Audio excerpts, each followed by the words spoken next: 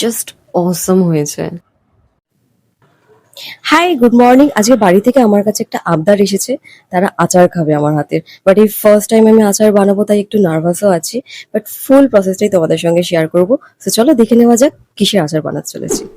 প্রথমে জলপাইটা সেদ্ধ করে তার মধ্যে লবণ আর পরিমাণ মতন হলুদ নিয়েছি। এবার নেব হচ্ছে সর্ষের তেল।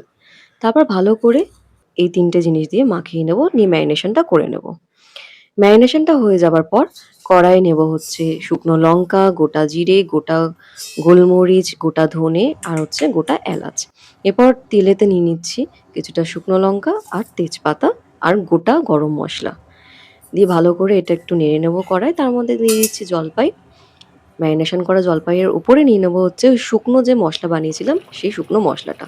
তারপর সিম্পলি এটাকে কড়াতে ভালো করে একটু গরম হতে দেবো যাতে ভালো করে জিনিসটা ফুটে যায়।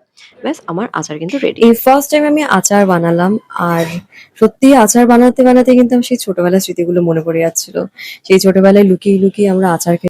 ঠাকুমা অনেক রকমের আচার বানাতো, আর সবই কাঁচের বয়ামে করে রাখতো, আর আমরা পাহারা দিতাম। ছাদেতে সব আচারগুলো ঠাকুমা দিয়ে রাখতো, আর পাহারা দেওয়ার সাথে সাথে অ্যাকচুয়ালি আমরা নিজেরাই ম্যাক্সিমামটা খেয়ে ফেলতাম, ধরাও পড়তাম।